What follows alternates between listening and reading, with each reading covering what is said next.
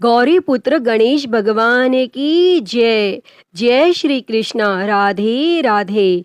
बोलिए श्री कृष्णा बलराम जी की जय। प्रिय भक्तजनों, आप सभी को हल छठ की ढेरों शुभकामनाएं। हल षष्ठी व्रत महिलाओं द्वारा परिवार की सुख समृद्धि और संतान की दीर्घायु के लिए रखा जाता है। इसे देश के अलग अलग हिस्सों में अलग अलग नाम से जाना जाता है।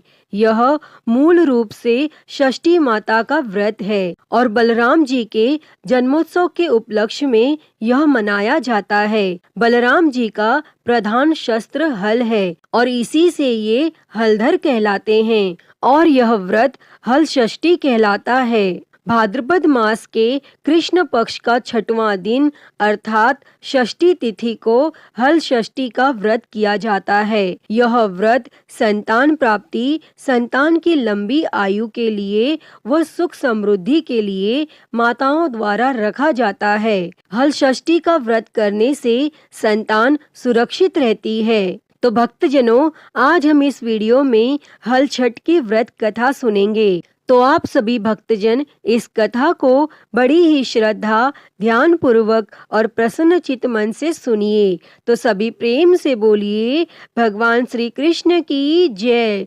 बलराम जी की जय, हल षष्ठी माता की जय। मथुरा के राजा कंस अपनी बहन देवकी को विवाह उपरांत विदा करने जा रहे थे, तो तभी आकाशवाणी हुई कि देवकी का 8वां गर्भ तेरी मृत्यु का कारण बनेगा। और तब यह जानकर कंस ने अपने बहन और बहनोई को कारागार में डाल दिया और वसुदेव और देवकी के 6 पुत्रों को एक एक कर कंस ने मार डाला।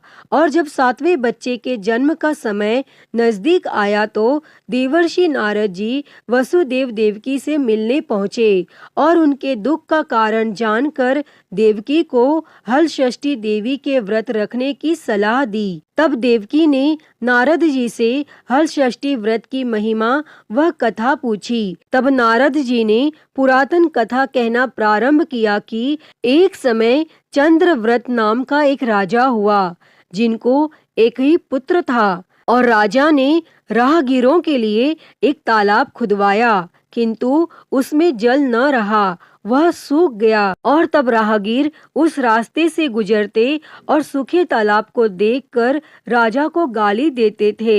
तब इस खबर को सुनकर राजा दुखी हुआ कि मैंने तालाब खुदवाया, मेरा धन व धर्म दोनों ही व्यर्थ गया। तब उसी रात राजा को स्वप्न में वरुण देव ने दर्शन देकर कहा कि यदि तुम अपने पुत्र की बलि तालाब में दोगे तो जल भर जाएगा।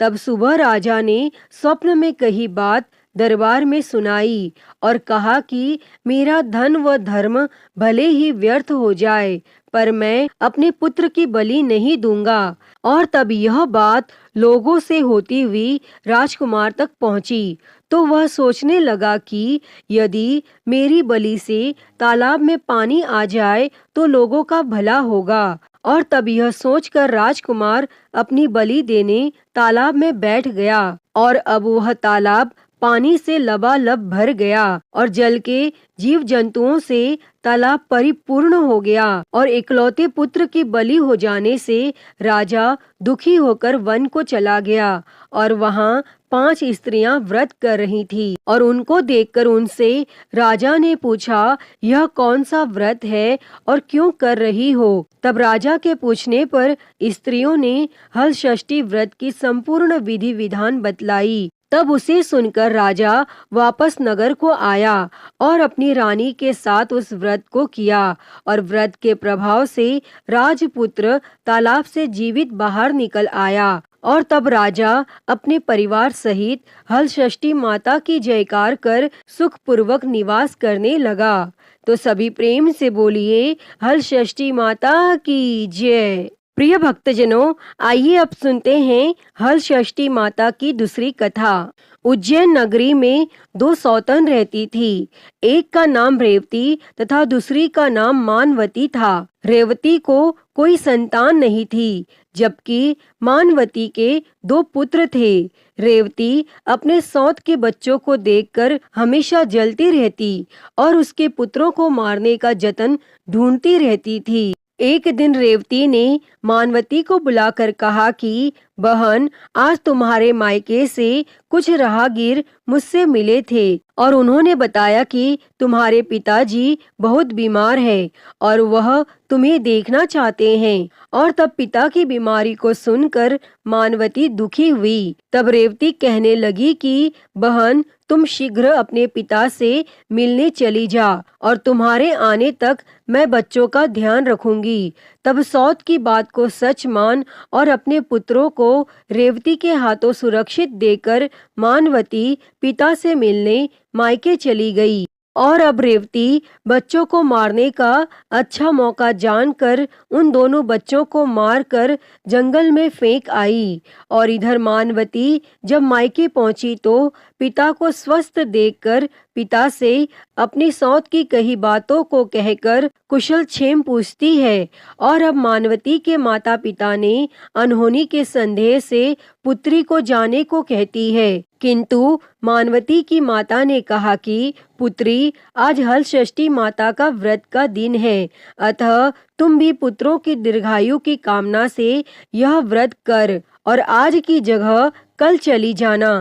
और तब माता की सलाह मानकर मानवती पुत्रों की स्वस्थ कामना से हल षष्ठी माता का व्रत धारण कर और दूसरे दिन अपने घर जाने को निकली। तब रास्ते में वही जंगल पड़ा और वहां अपने बच्चों को खेलते देख उनसे पूछती है कि तुम लोग यहाँ कैसे पहुँचे। तब पुत्रों ने बताया कि आपके चली जाने पर हमारी दूसरी माता रेवती ने मारकर यहाँ फेंक दिया था और तभी एक दूसरी स्त्री हमें फिर से जिंदा कर गई। और अब मानवती को यह समझते देर नहीं लगी कि यह सब माता हल षष्ठी की कृपा से संभव है और माता की जयकार करती हुई घर को गई और नगर में मानवती के पुत्रों को पुनः जीवित देख और माता हल षष्ठी की महिमा जान सभी स्त्रियां हल षष्ठी व्रत को करने लगीं।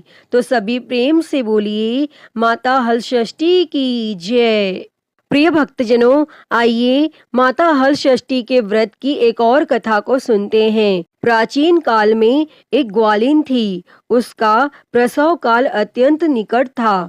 एक ओर वह प्रसव से व्याकुल थी तो दूसरी ओर उसका मन गौरस बेचने में लगा हुआ था। उसने सोचा कि यदि प्रसव हो गया तो गौरस यूं ही पड़ा रह जाएगा और यह सोचकर उसने दूध दही के घड़े सिर पर रख और बेचने के लिए चल दी। किंतु कुछ दूर पहुंचने पर उसे असहनीय प्रसव पीड़ा हुई और वह एक झरबेरी की ओट में चली गई और वहां एक बच्चे को जन्म दिया। तब वह बच्चे को वहीं छोड़कर पास के गांवों में दूध दही बेचने चली गई। संयोग से उस दिन हल षष्ठी थी और गाय भैंस के मिश्रित दूध को केवल भैंस का दूध बताकर उसने सीधे साधे गांव वालों में बेच दिया। और उधर जिस झरबेरी के नीचे उसने अपने बच्चे को छोड़ा था उसके समीप ही खेत में एक किसान हल चला रहा था और अचानक उसके बैल भड़क उठे और हल का फल शरीर में घुसने से वह बालक मर गया और इस घटना से किसान बहुत दुखी हुआ। फिर भी उसने हिम्मत और धैर्य से काम लिया और उसने झरबेरी के कांटों से ही बच्चे के चीरे हुए पेट में टांके लगाए और उसे वहीं छोड़कर चला गया। तब कुछ देर बाद ग्वालिन दूध बेचकर वहां आ पहुंची और अपने बच्चे की ऐसी दशा देखकर उसे समझते देर नहीं लगी कि यह सब उसके पाप की ही सजा है और वह सोचने लगी कि यदि मैंने झूठ बोलकर गाय का दूध न बेचा होता और गांव की स्त्रियों का धर्म भ्रष्ट न किया होता तो मेरे बच्चे की यह दशा न होती। अतः मुझे लौटकर सब बातें गांव वालों को बताकर प्रायश्चित करना चाहिए। और तब ऐसा निश्चय कर वह गांव में पहुंची जहां उसने दूध दही बेचा था। वह गली गली घूमकर अपनी करतूत और उसके फलस्वरूप मिले दंड का बखान करने लगी। तब स्त्रियों ने स्वधर्म रक्षार्थ और उस पर रहम खाकर उसे क्षमा कर दिया और आशीर्वाद दिया। तब बहुत सी स्त्रियों द्वारा आशीर्वाद लेकर जब वह पुनः झरबेरी के नीचे पहुंची तो यह देखकर आश्चर्यचकित रह गई कि वहां उसका पुत्र जीवित अवस्था में पड़ा है और तभी उसने स्वार्थ के लिए झूठ बोलने को ब्रह्म हत्या के समान समझा और कभी झूठ न बोलने का प्रण कर लिया। अतः हे हलषष्ठी माता, जैसी कृपा आपने उस ग्वालिन पर की वैसी ही कृपा इस कथा को कहते सुनते हुंकारा भरते सभी पर करना, सभी की संतानों को लंबी आयु देना। तो सभी प्रेम से बोलिए हलषष्ठी माता की जय, श्री बलराम जी की जय, श्री भगवान कृष्ण जी की जय। प्रिय भक्तजनों, आइए अब सुनते हैं हर व्रत कथा के साथ पढ़ी और सुनी जाने वाली एक पौराणिक लोक कथा। इस कथा के अनुसार एक लप्सी था और एक तपसी था। तपसी हमेशा भगवान की तपस्या में लीन रहता था और लप्सी रोजाना 1.25 सेर की लापसी बनाकर भगवान को भोग लगाकर जिम लेता था और एक दिन दोनों लड़ने लगे। तपसी बोला, मैं रोज भगवान की तपस्या करता हूँ, इसीलिए मैं बड़ा हूँ। लप्सी बोला, मैं रोज भगवान को 1.25 सेर लापसी का भोग लगाता हूँ, इसीलिए मैं बड़ा हूँ। तब उसी समय नारद जी वहां से गुजर रहे थे और दोनों को लड़ता देखकर तब उनसे पूछा कि तुम क्यों लड़ रहे हो। तब तपसी ने खुद के बड़ा होने का कारण बताया और लप्सी ने अपना कारण बताया। तब नारद जी बोले, तुम्हारा फैसला मैं कर दूंगा।